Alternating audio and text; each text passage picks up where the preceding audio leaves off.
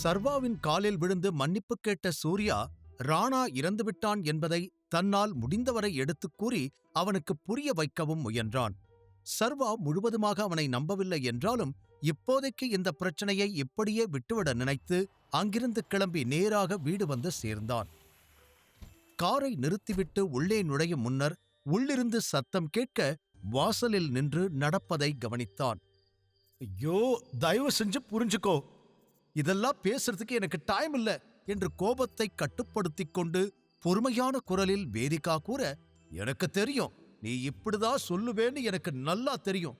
நீ இத சொல்றதுக்காகத்தான் நானும் வெயிட் பண்ணிக்கிட்டு இருந்தேன். இது உனக்கு நடந்திருந்தா நீ இப்படி பேசிட்டு இருப்பியா? அசிங்கப்பட்டது நான், அதனால நீ ரொம்ப சாதாரணமா இப்படி பேசிக்கிட்டு இருக்க.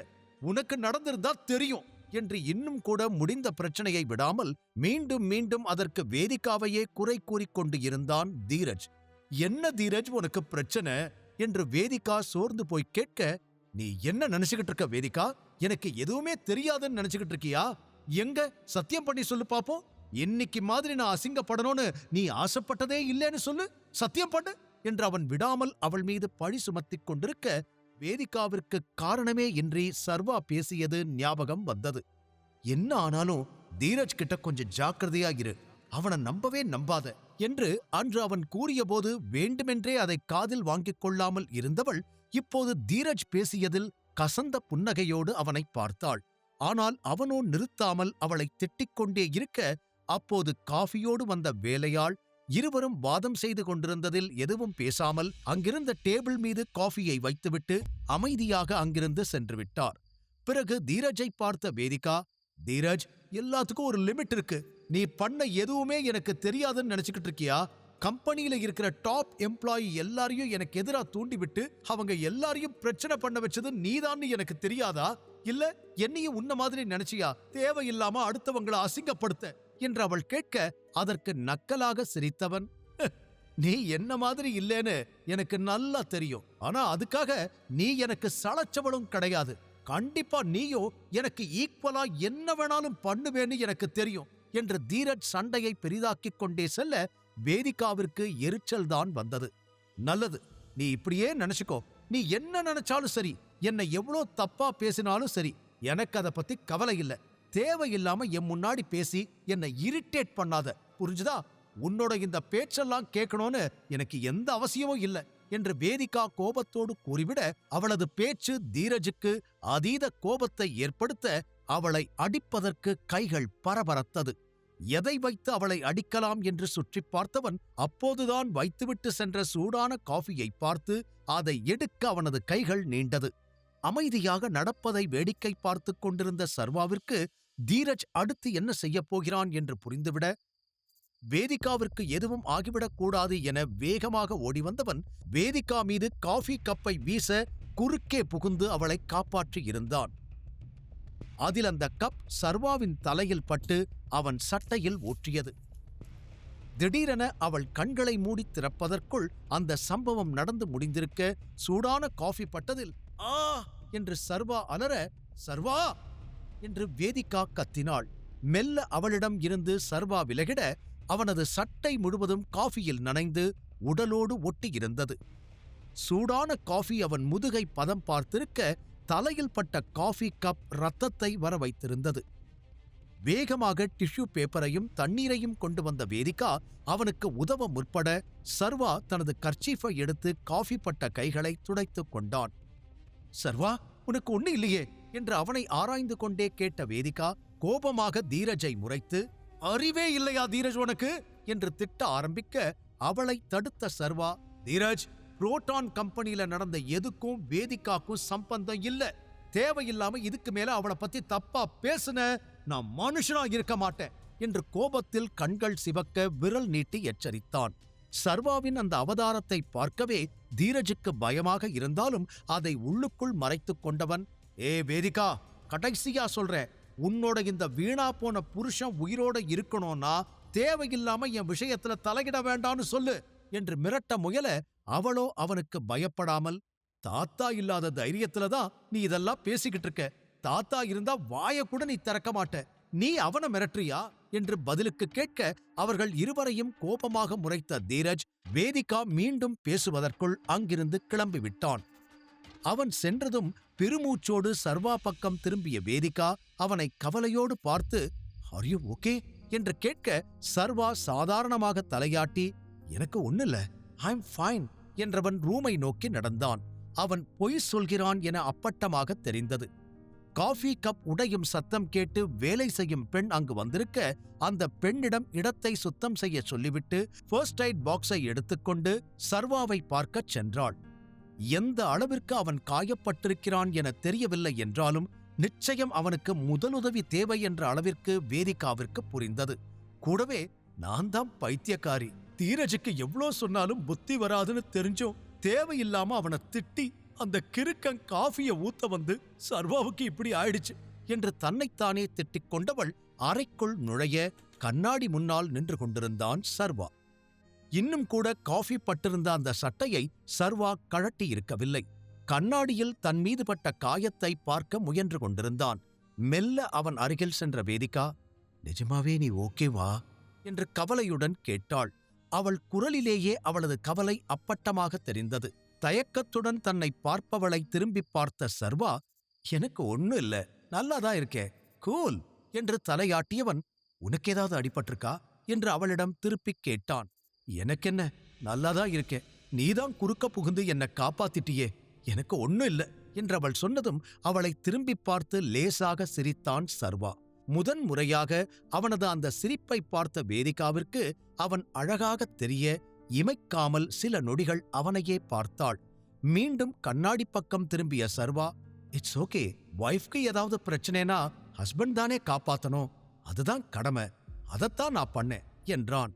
"ஏய், இது காமெடி பண்றதுக்கான நேரம் இல்ல, அமைதியா இரு" என்று முணுமுணுத்துக் கொண்டே அவன் அருகில் ஃபர்ஸ்ட் எய்ட் பாக்ஸுடன் சென்றவள், "இந்த பக்கம் திரும்பு, எவ்வளோ காயம் பட்டிருக்குன்னு பார்க்கணும், காட்டு" என்று கேட்க, "ஏய், நான் நல்லாதான் இருக்கேன், நீ ரொம்ப ஒரி பண்ணிக்க தேவையில்லை" என்று மீண்டும் அழுத்தமாக கூறினான் சர்வா.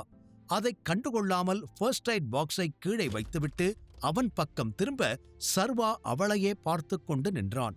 "என்ன அப்படியே நிக்கிற, சட்டையை கழட்டு" என்று கூறி அவன் சட்டை பட்டன்களை அவிழ்க்க அருகில் வர அவள் கையை பிடித்து தடுத்த சர்வா, "நானே பண்ணிக்கிறேன், இரு" என்று கூறி மெல்ல தனது சட்டையை கழட்டினான்.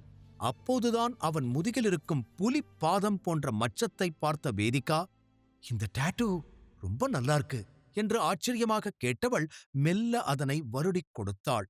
பாவம், டைகர் பற்றியோ இல்லை டைகர் உடலில் இருக்கும் மச்சம் பற்றியோ அவளுக்கு எதுவுமே தெரிந்திருக்காமல் போக அது டாட்டூ என்று நினைத்து அவனிடம் கேள்வி கேட்டுக் கொண்டிருந்தாள். வேதிகாவிற்கு சாதாரணமாகவே டாட்டூ போட்டவர்களை பிடிக்கும்.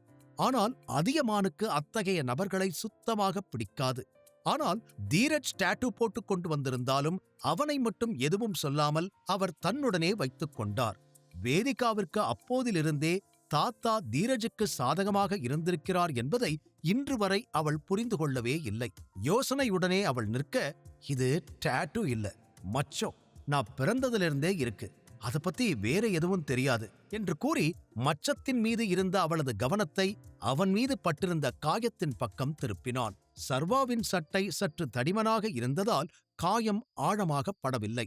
காயத்தை ஆராய்ந்து கொண்டிருந்த வேதிகா, "பரவாயில்ல, சீக்கிரம் சரியாயிடும்" என்று கூற, "அதான் நான் சொல்றேன் இல்ல, எனக்கு ஒண்ணு இல்லைன்னு, விடு" என்று மீண்டும் மீண்டும் அதையே சொன்னான் சர்வா.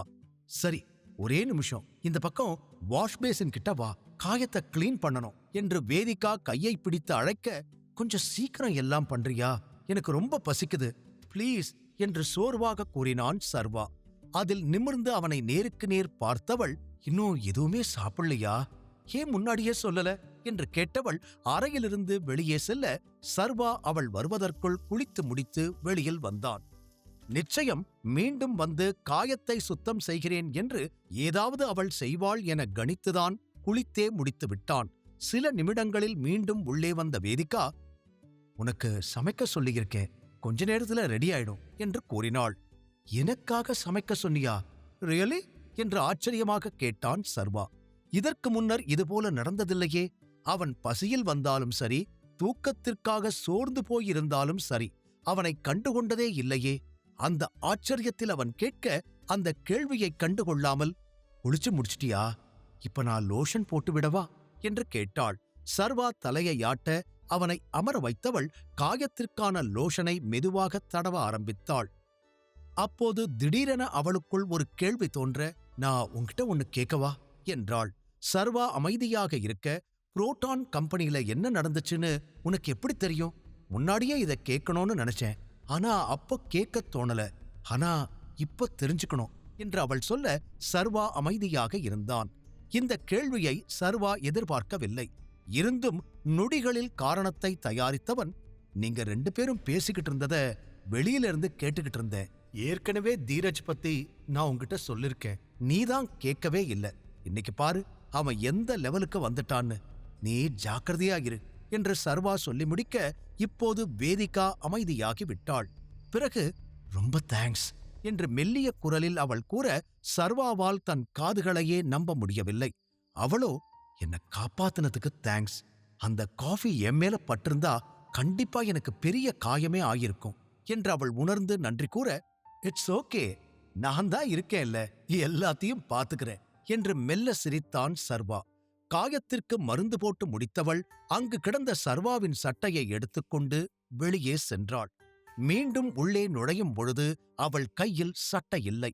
சர்வா அவளையே பார்க்க, "என்னாலதான் அந்த ஷர்ட் வேஸ்ட் ஆயிடுச்சு. நான் உனக்கு வேற வாங்கித் தரேன்" என்று அவள் சொல்லி முடிக்க, எழுந்து நின்ற சர்வா, "அதெல்லாம் ஒன்னும் வேண்டாம்.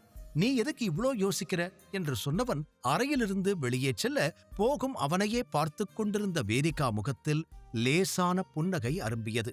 அவனை எவ்வளவு அசிங்கப்படுத்த முடியுமோ, எவ்வளவு காயப்படுத்த முடியுமோ அனைத்தையும் அவள் செய்த பிறகும் இன்று தனக்காக காயப்பட்டு தன்னை காப்பாற்றுவான் என்று அவள் சிறிதும் எதிர்பார்க்கவில்லை. தன்னையும் மீறி சர்வாவின் பின்னாலேயே அவள் கால்கள் செல்ல, அவனை பின்தொடர்ந்து தானும் வந்தாள். டைனிங் டேபிளில் டின்னர் தயாராக இருப்பதை பார்த்தான். எப்போதும் செய்வதை விட அவனுக்காக பார்த்து பார்த்து வகை வகையாக அனைத்தும் அடுக்கி வைக்கப்பட்டிருந்தது. கூடுதலாக பழங்கள் வேறு நறுக்கி வைக்கப்பட்டிருக்க, அதை பார்த்ததும் சர்வாவிற்கு இன்னும் பசி அதிகமானது. வேகமாக படிகளில் இறங்கி டேபிளை நோக்கிச் சென்றான். அப்போது அவனுக்கு ஷிவானியிடமிருந்து போன் கால் வர, யோசனையுடன் அழைப்பை ஏற்றவன், "ஹாய் ஷிவானி, சொல்லு" என்றான். பாவம், வேதிகா பின்னால்தான் வந்து கொண்டிருக்கிறாள் என்பது அவனுக்குத் தெரியாமல் போனது. அதுவரை சிரித்த முகத்தோடு அவன் பின்னாடி வந்த வேதிகா ஷிவானியின் பெயரைக் கேட்டதும் அப்படியே நின்றுவிட்டாள். தன்னையும் மீறி ஏதோ ஒரு எரிச்சல். ஷிவானியோடு சர்வா பேசுகிறான் என்பதை அவளால் ஏற்றுக்கொள்ளவே முடியவில்லை. வேதிகா என்ன செய்யப் போகிறாள்? ஷிவானி எதற்காக இந்த நேரத்தில் சர்வாவை அழைக்க வேண்டும்? வேதிகாவின் மனதில் காதல் இருக்கிறதா? முழு கதையையும் கேட்டு மகிழ பாக்கெட் FM ஏப்பை டவுன்லோட் செய்யுங்கள். லிங்க் டிஸ்கிரிப்ஷனில் கொடுக்கப்பட்டுள்ளது.